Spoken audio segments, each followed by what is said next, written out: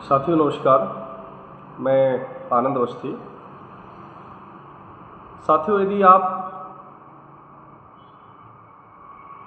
मकान बनाने के लिए या ख़रीदने के लिए या रेनोवेशन इत्यादि के लिए यदि आप किसी कंपनी से लोन लेते हैं, एनबीएफसी कंपनी से लोन लेते हैं या बैंकिंग से लोन आप ले रहे हैं, कुछ महत्वपूर्ण बातें हैं जो लोन लेते समय हमको ध्यान रखना ज़रूरी है, क्योंकि हम ये समझते भी हैं, देखते भी हैं कि लोग लोन के लिए आवेदन करते हैं, बैंक कंपनियों में जाते हैं, लेकिन लोन के नाम पर कहीं ना कहीं लोग लुट जाते हैं।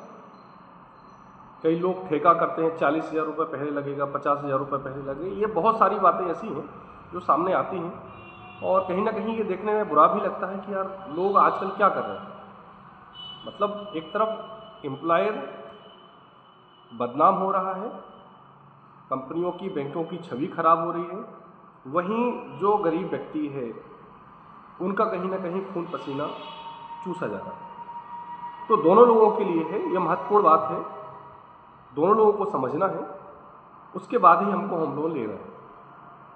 सबसे पहली बात तो ये है, यदि आप किसी एनबीएफसी से यानी कि नॉन बैंकिंग फाइनेंस से बैंकिंग से आप लोन ले रहे हैं, तो आपको ये ध्यान रखना है कि जो हाउसिंग लोन है, होम लोन है, होम लोन पर जो ब्याज दर है, ब्याज दर आपकी 11% से स्टार्ट होती है और 15% तक का ब्याज होम लोन पर एनबीएफसी कंपनियों द्वारा दिया जाता है।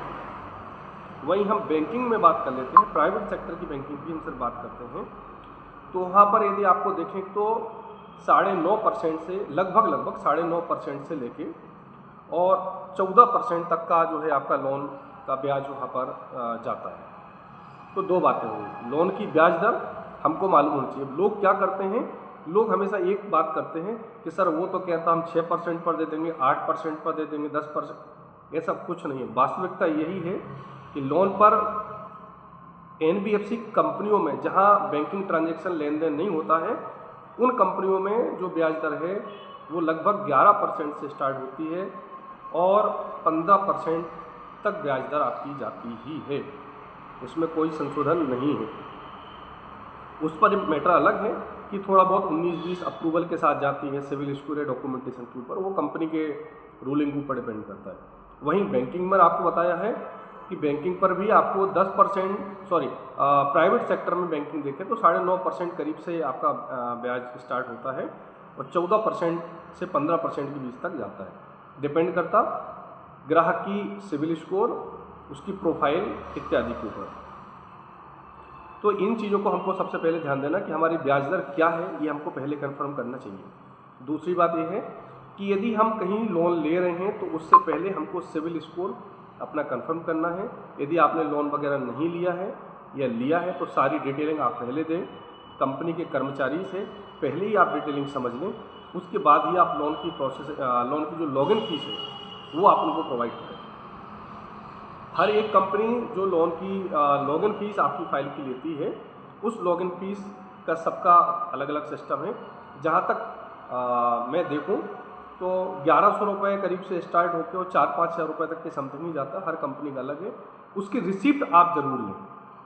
मैं ये नहीं कह रहा हूँ कि क्या आप जहाँ से भी फाइल लॉगिन कराया, लॉगिन की रिसिप्ट आप ज़रूर लें, या फिर यदि कंपनी पोर्टल पर QR कोड या लिंक के माध्यम से आपने पेमेंट किया है तो उसका रिकॉर्ड आपके पास अकाउंट ट्रांजैक्शन पर मिलेगा, कोई तकलीफ नहीं।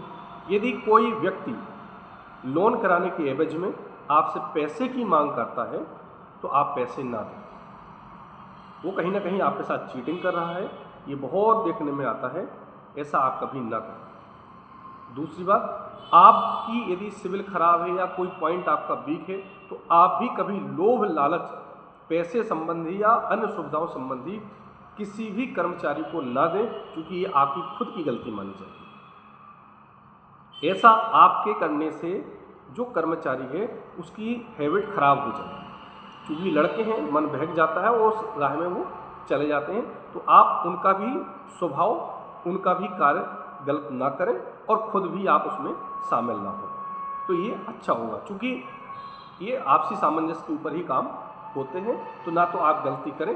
आप दूसरी बात आप ये ध्यान दें कि जो कंपनियां होम लोन आपको दे रही हैं या बैंक लोन दे रहा है आपको, उस होम लोन पर प्रोसेसिंग फीस, कई कंपनियां आपके लोन अमाउंट से प्रोसेसिंग फीस डिडक्ट कर लेती हैं। कुछ कंपनियों में आपका पेमेंट नगद जमा होता है। यदि पेमेंट नगद जमा होता है तो सैंक्शन लेटर आप देखें, जो सैंक्शन लेटर पर आपकी प्रोसेसिंग फीस है आप उतनी डिपॉजिट करें, अच्छा है, उसकी रिसिप्ट भी आपको मिलेगी। दूसरा, प्रोसेसिंग फीस आपका 1% से लेकर 3% तक का जाता है। NBFC कंपनियों के बीच में ही बात कर लेते हैं तो 1 से लेकर 3% तक जाता है। ऐसे ही बैंक में बात करते हैं तो 1 और 2% की बीच जाता है।